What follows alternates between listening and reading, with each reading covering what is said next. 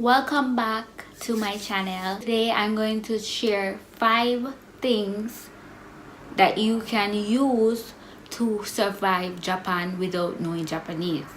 Okay?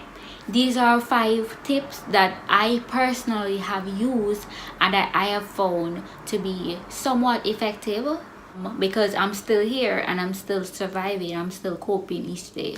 So yeah, let's get into it. Number 1, you need to know the basics. You need to know how to say good morning, good afternoon, goodbye, thank you, stuff like that. So these things are very simple to learn. You can always get an app that will help you to learn these things, or use YouTube and try to learn the very basic things. Number 2, get Google Translate on your phone so that when you are in an area where you have to use Japanese, then you can always use your phone to help you communicate with the other party. This is not 100% effective though, because there are many times that I try to communicate with someone, but when Google translates it doesn't make any sense based on what we are talking about. So it's helpful in some cases, while sometimes what it translates, it doesn't make any sense. But it's very useful to have it on your phone, especially if you're looking up something specific, like how do you say go ahead, which is dozo. Okay, so very effective to download on your phone. Number 3, you need to have Google Maps on your phone.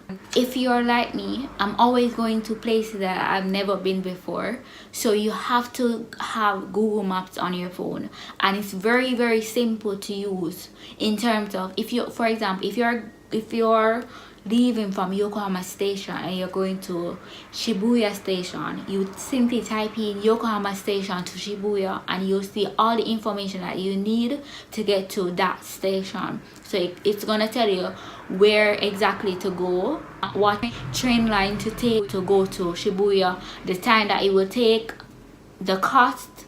So there's everything in Google Maps. The only thing that I don't like with Google Maps is that when you're going to a specific location, say you're at Shibuya and you're going to, for example, a club in Shibuya, if you put in the club address, sometimes the Google Maps might take you all the way around just to reach right here. Sometimes that's what I don't like with Google Maps, but it's very useful though on the other hand. Number 4, whenever I go to restaurants, right, what I usually do, for example, if I go to like KFC or Wendy's or McDonald's, there are usually pictures right at the cashier. So what I usually do is look at the pictures and then I just point. I just point, and then I'll just put up one finger if I want one, or 2 fingers if I want 2. So that's pretty much how I order when I go to restaurants. Same thing if I'm dining in, it's usually like they're usually like a menu. Sometimes they might have the English menu, or sometimes it might just be Japanese, but most times what I have seen is that they have like pictures there, so you can get an idea of what you are actually going to eat. Or you can go back to Google Translate and put the phone over the word and you'll see it translate what it actually is. So so that's how I eat here.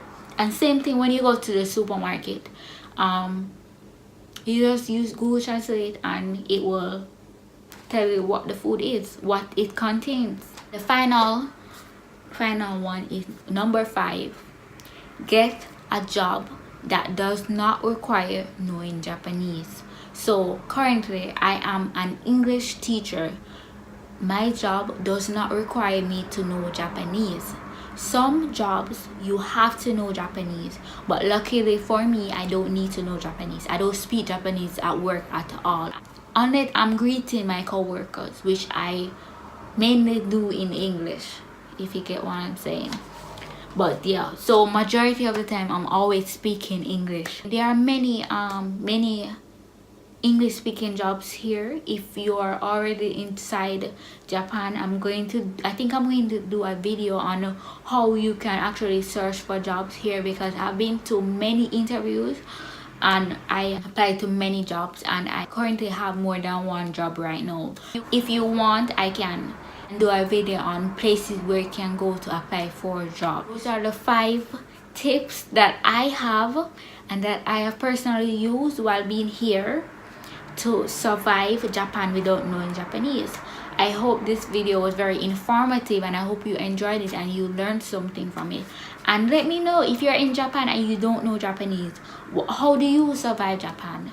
What tips can you share with me so that I can make my current situation even better? Okay, so share those below, and thank you guys for watching, and I'll see you next time. Bye.